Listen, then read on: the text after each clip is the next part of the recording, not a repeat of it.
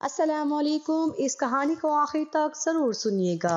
میں ڈاکٹر بننے کے جو خواب دیکھتی تھی وہ ادھورے رہ گئے کیونکہ نمبر بہت کم آئے تھے۔ مجبوراً میں نے نرسنگ کورس میں داخلہ لے لیا تاکہ میرا ڈاکٹری کا شوق پورا ہو سکے۔ ہسپتال سے ملنے والی تنخواہ کا زیادہ حصہ میں اپنی ماں کو لا کر دیتی تھی۔ وہ رقم میرے گھر کے اخراجات کے لیے ناکافی تھی۔ خدا جانے یہ پیسہ کیا چیز ہے کہ ایک اچھے بھلے ایک شریف انسان کو بھی بے غیرت بننے پر مجبور کر دیتا ہے۔ میرے ماں باپ مجھے اتنے کم پیسے لانے پر کوستے تھے۔ وہ چاہتے تھے کہ میں بھی اتنے ہی پیسے کماؤں جتنی میری ساتھی نرسیں کماتی ہیں۔ میری ماں مجھے اکثر اس طرح کے تانے دیا کرتی، فلاں کی لڑکی نرس لگی ہے، 2 مہینے میں ہی گھر کا نقشہ بدل کر رکھ دیا، فلاں نرس کے گھر LCD اور نہ جانے کیا کیا ہے۔ گھر کا یہ عالم تھا تو ہسپتال کا اس سے بھی برا۔ میری ساتھی نرسیں اپنی تنخواہ سے زیادہ پیسے تو اپنے میک اپ پر خرچ کر دیا کرتی تھی۔ نئے نئے ڈیزائنوں کے کپڑے، نئے نئے فیشن اور ٹیکسی میں آنا جانا۔ مجھے بخوبی علم تھا کہ اتنے پیسے کہاں سے آتے ہیں، لیکن میں نے بھی اس بات سے غرض نہ رکھی۔ مجھے تو صرف اپنے آپ سے اور اپنے کام سے غرض تھی۔ میں دن رات کوشش میں رہی کہ کسی نہ کسی طرح BSc کر کے کوئی اور اچھی نوکری ڈھونڈ لوں۔ میری ساتھی نرسیں مجھے چڑھایا کرتی تھی۔ انہوں نے میرے عجیب عجیب نام رکھ چھوڑے تھے۔ وہ میرے اصل نام خوش بخت کی بجائے مجھے بدبخت کہتی۔ وہ مجھے پینڈو بھی کہا کرتی تھی، مگر مجھے ان باتوں کی پرواہ نہ تھی۔ میں اپنی ڈیوٹی نہایت ایمانداری کے ساتھ سر انجام دیتی اور گھر لوٹ آتی۔ پھر میری زندگی کے افق پر بد نصیبی کا ایک ایسا دن طلوع ہوا جس نے میری زندگی کا رخ ہی موڑ دیا۔ اس روز اردو کے اخبار میں غیر ملک کے لیے نرسوں کی بھرتی کا اشتہار شائع ہوا جو ایک ریکروٹنگ ایجنسی کی طرف سے تھا۔ میرے باپ کی نظر اخبار کے اس اشتہار پر پڑ گئی اور وہ اخبار گھر لے آئے۔ میں نے بھی وہ اشتہار پڑھا۔ کسی پرائیویٹ ہسپتال کے لیے چند نرسوں کی ضرورت تھی۔ اشتہار میں بڑی شاندار تنخواہ اور دیگر سہولیات کا لالچ دیا گیا تھا۔ میں نے اس میں کوئی دلچسپی نہ لی اور اسے نظر انداز کر دیا، لیکن میرے ماں باپ نے ضد کرنا شروع کر دی کہ میں یہاں درخواست دے دوں۔ میں نے لاکھ سر پیٹا کہ میں جلد ہی BSc کر لوں گی، اس کے بعد مجھے اچھی نوکری مل جائے گی، لیکن وہ تو ایک ہی رٹ لگائے ہوئے تھے کہ میں باہر جاؤں اور ان کے لیے قیمتی چیزیں لاؤں اور تحفے بھیجوں۔ میں نے بالآخر ان کی ضد کے آگے ہتھیار ڈال دیے۔ ایجنسی والوں نے نرسیں نوجوان اور صحت مند مانگی تھی اور ہر درخواست کے ساتھ درخواست دہندہ کی تازہ تصویر بھی ضروری تھی۔ مجھے اس وقت ان باتوں کی زیادہ سمجھ نہیں تھی۔ میرے ساتھ میرے ہسپتال کی کئی نرسوں نے بھی درخواستیں دی تھی۔ وہ سب تو انتظار کرتی رہی، مگر مجھے انٹرویو کی کال آ گئی۔ انٹرویو والے دن میری ماں نے مجھے خاص طور پر اپنی نگرانی میں نہ صرف تیار کروایا بلکہ میک اپ کرنے کا بھی حکم دیا۔ میں جب بن سور کر شیشے کے سامنے کھڑی ہوئی تو زندگی میں پہلی مرتبہ مجھے اپنی خوبصورتی کا احساس ہوا۔ میری ماں مجھ سے زیادہ بنی سوری میرے ساتھ ہی گئی تھی۔ جب ہم اس دفتر میں پہنچے تو میری ماں کی آنکھیں پھٹی کی پھٹی رہ گئی۔ ایسا دکھائی دے رہا تھا جیسے ہم کسی یورپی ملک میں آ گئے ہوں۔ انٹرویو کے لیے صرف 3 لڑکیوں کو بلایا گیا تھا۔ میرے علاوہ جو 2 تھیں وہ اکیلی ہی آئی تھیں اور معمولی شکل و صورت کی مالک تھی۔ ایک خوبصورت اور نازک اندام سیکرٹری نے ہماری رہنمائی کی، ایک ایئر کنڈیشنڈ کمرے کی طرف کی جہاں ایک میز پر 3 مختلف رنگوں کے ٹیلی فون رکھے تھے اور کمرے کی سجاوٹ پر لاکھوں روپیہ خرچ کیا گیا تھا۔ ہم دونوں ماں بیٹی وہاں بیٹھ گئے۔ کمرے میں کرسی خالی پڑی تھی، کوئی کمرے میں موجود نہ تھا۔ تھوڑی ہی دیر میں ہمارے پیچھے والا دروازہ کھلا اور ایک انتہائی قیمتی سوٹ میں ملبوس سمارٹ سا نوجوان اندر داخل ہوا۔ اس کی شخصیت کچھ اتنی پرفریب تھی کہ میں اور میری ماں دونوں اٹھ کر کھڑے ہو گئے۔ بیٹھیے بیٹھیے، تشریف رکھیے، اس نے اپنے ہونٹوں پر دل فریب مسکراہٹ بکھیرتے ہوئے کہا۔ آپ کی تعریف؟ نظروں ہی نظروں میں میری کیفیت کا اندازہ لگاتے ہوئے اس نے پوچھا۔ جی میری بیٹی ہے روزی، میری ماں نے بڑی انکساری سے کہا۔ آپ کو ان کی بڑی بہن سمجھ رہا تھا۔ اس نے عورت کی دکھتی رگ پر ہاتھ رکھا اور ایک ہی فکر میں میری ماں کو رام کر لیا۔ اسی اسنا میں ایک باوردی ملازم ہمارے لیے چائے لے کر آ گیا۔ زندگی میں اتنے شاندار اور قیمتی برتنوں میں شاید ہم نے پہلی مرتبہ چائے پی تھی۔ میری ماں تو کیا، میں بھی آہستہ آہستہ اس کے تلسم میں پھنستی اور اس سے مرعوب ہوتی جا رہی تھی۔ چائے پینے کے دوران کم از کم 5-6 مرتبہ فون کی گھنٹیاں بجی और हर मर्तबा वो नौजवान यही कहता था कि भाई उनके पास जगह नहीं है, ना जाने कैसे बेवकूफ लोग हैं, अब हमने क्या ठेका ले रखा है हर एक को बाहर ले जाने का। उसने आखिरी फोन सुनकर मेरी माँ की तरफ देखते हुए कहा और मेरी माँ ने उसके जवाब में फौरन सर हिला दिया। माफ कीजिएगा, आप यहाँ तशरीफ रखें, मैं मिस रोजी को इंटरव्यू के लिए ले जाऊंगा। उसने मेरी माँ से बड़े मुअद्दिब लहजे में इजाजत तलब की। क्यों नहीं, क्यों नहीं। मेरी माँ की तो मुराद बर आई थी। मैं उसके इशारे पर सहरज़दा सी उठकर चली गई। दूसरा कमरा उसे मिलता जुलता था और इंटरव्यू लेने वाला भी वही था। एक लम्हे के लिए भी मेरे दिल में ख्याल ना आया कि आखिर उसने मेरी माँ से अलहदा होना क्यों जरूरी समझा था। माफ कीजिएगा, क्या आपकी अम्मी भी बाहर जाएंगी?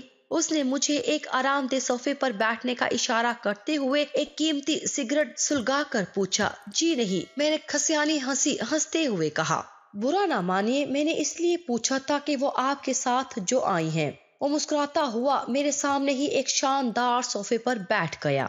जी नहीं, मैं माफी चाहती हूँ, मैंने न जाने क्यों ये फिक्रा कहकर उसकी गलत फहमी में मजीद इजाफा कर दिया। इंटरव्यू के दौरान सिवाय उसने मुझसे फ्री होने की कोशिश की और कुछ नहीं किया।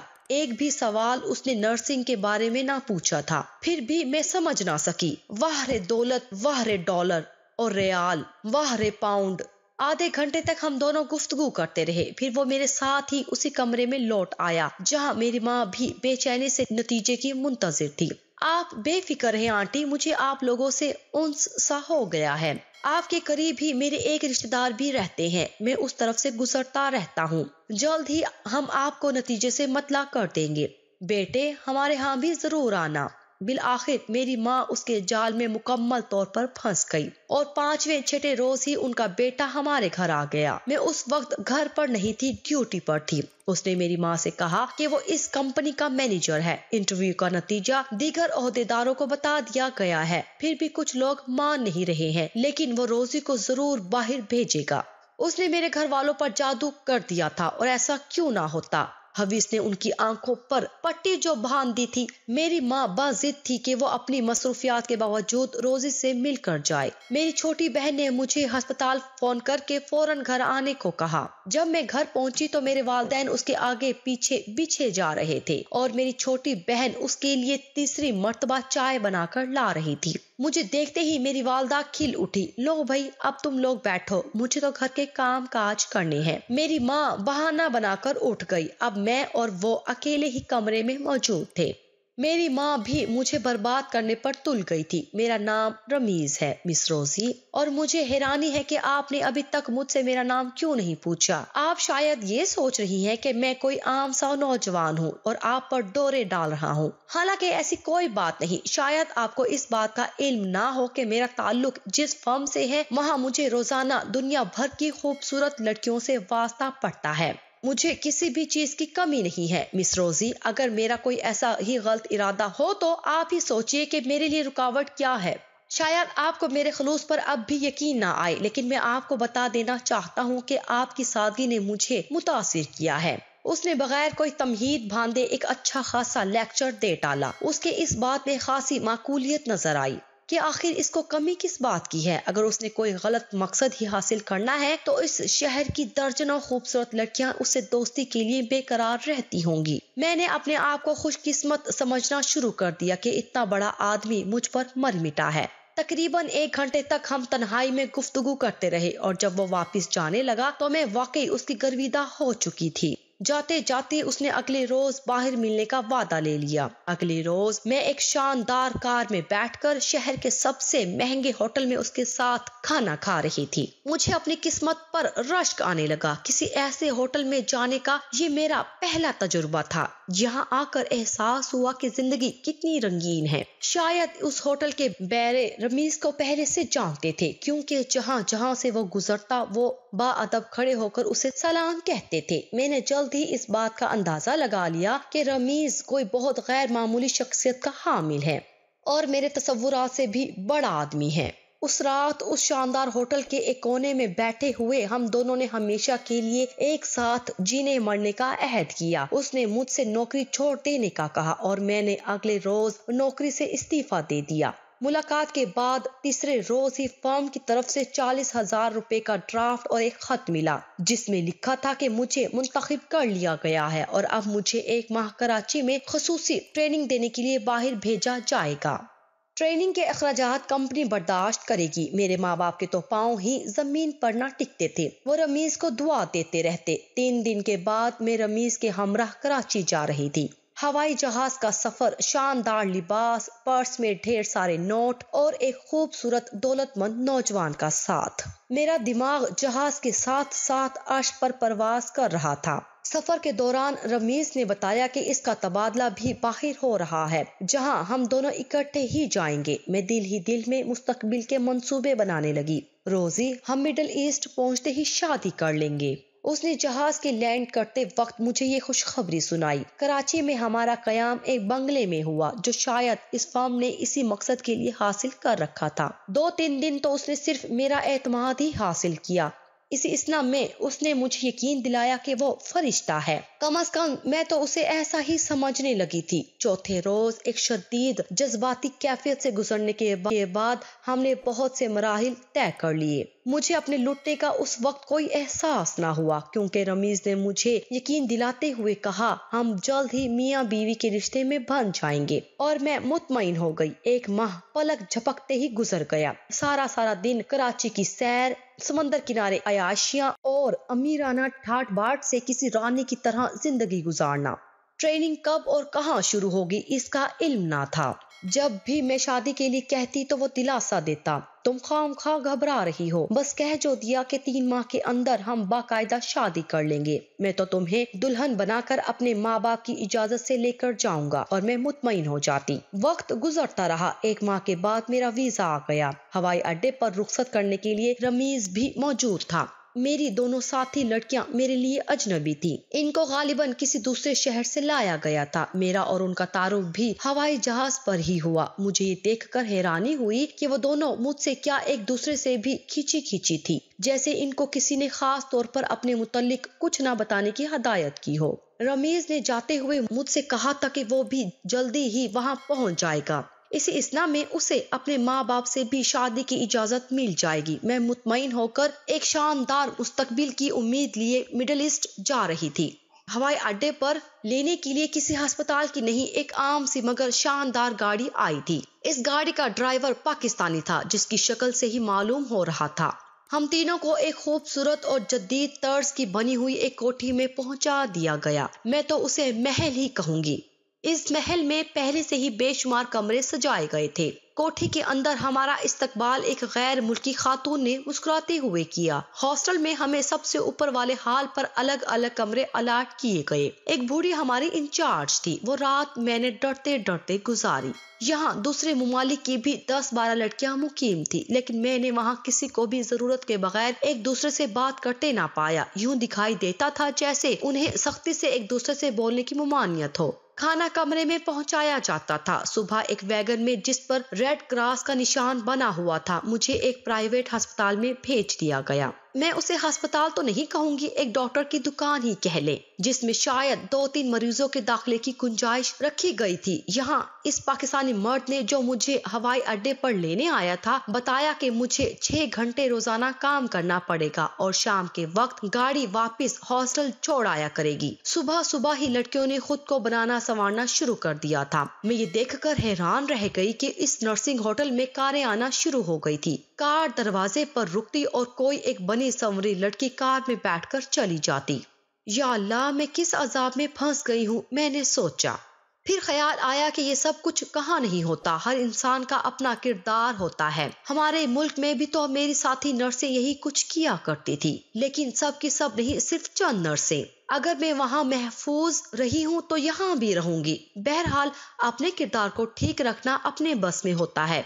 कोई लठ लेकर तो मेरे पीछे नहीं घूम रहा। फिर मुझे इस बात का यकीन भी था कि जल्द ही रमीज आ जाएगा और हम शादी कर लेंगे। रमीज वाकई उस रोज रात की फ्लाइट से आ गया। उसने मुझे बताया कि मेरे बगैर उसने बड़ी मुश्किल से ये हफ्ता गुजारा है। मैंने अपने पेट में पलने वाले गुनाह की तरफ इशारा करते हुए जब उससे वालिदैन के फैसले के मुतालिक पूछा तो उसने हंसकर बात ही टाल दी। आओ कहीं सैर करने को चलते हैं। बात आई गई हो गई। हम दोनों एक शानदार कार में बैठकर रमीज की एक दोस्त के घर की तरफ रवाना हो गए। सारे रास्ते वो मुझे बताता रहा कि जो लड़कियां यहाँ आजाद हो जाती हैं वो बहुत शानदार जिंदगी गुजारती हैं। उसके लहजे में वही तरगीब दिलाने का अंदाज था। आज सोचती हूँ तो अपनी सादगी पर खुद ही मर जाने को जी चाहता है। मैंने उस वक्त भी उसकी नीयत पर शक न किया। रमीज का दोस्त पाकिस्तानी सरमायादार था जिसकी उम्र कम अज कम मेरे वालिद के बराबर थी। उस शख्स का शुमार यहाँ के मुतमूल लोगों में होता था। उसे इस मुल्क की शहरियत भी हासिल थी। मकामी लोगों से उसकी गाड़ी छनती थी। इन सारी बातों का मुझे रास्ते में ही इल्म हो गया था। रमीज ने मुझे ये सब कुछ किसी नुक्ता नजर से बताया था, लेकिन मेरी बेवकूफ़ी का अंदाजा फरमाइए कि मैं दिल ही दिल में इस बात से मरऊब हो रही थी कि मेरे महबूब के ताल्लुकात कितने बड़े लोगों से हैं। उस शख्स ने बड़े ही फराख दिली से हमारा इस्तकबाल किया और मुझसे जबरदस्ती मुसाफा भी कर लिया। रमीज ने मुझे पहले ही कह रखा था कि मुझे यहाँ आकर मगरबी तौर तरीके अपनाना होंगे और ऐसी बातों का बुरा नहीं मानना होगा। हम एक शानदार कमरे में बैठे बातें करते रहे कि रमीज टॉयलेट के बहाने बाहर चला गया। रमीज के बाहर जाते ही उस शख्स ने मुझ पर दस्त दराजी शुरू कर दी। मेरे वहमो गुमा में भी ये बात नहीं थी। मैंने पहले तो यही समझा कि वो शख्स शराब के नशे में बहक गया है, इसलिए उसको खुद से दूर रखने की कोशिश करने लगी। जब वो काबू ना आया तो मैं उठकर कमरे से बाहर चली गई, जहाँ बरामदे में रमीज खड़ा सिगरेट पी रहा था। मैंने लपक कर उसका बाजू थाम लिया। ओह रोजी, तुम्हें ना जाने कब समझ आएगी, आखिर पेंडू ही निकली ना। इतना कहकर वो मुझे बाजू से पकड़कर तकरीबन घसीटता हुआ एक कमरे में ले आया। ये कमरा क्या था, छोटा सा सिनेमा हॉल दिखाई दे रहा था। यहाँ बैठो, उसने मुझे कोने में रखी गई आरामदेह कुर्सी पर ढकेलते हुए कहा। मैं हैरान और परेशान वहाँ बैठ गई। मेरा जहन मौफ हो चुका था। कुछ समझ नहीं आ रही थी कि आखिर वो क्या करने वाला है और क्या चाहता है। कमरे में मौजूद एक बड़े से प्रोजेक्टर का बटन दबाकर वो मेरे करीब ही बैठ गया। एक बड़ी सी स्क्रीन पर फिल्म चलनी शुरू हो गई थी। चंद लम्हों तक तो मेरी समझ में ही ना आया ये क्या हो रहा है।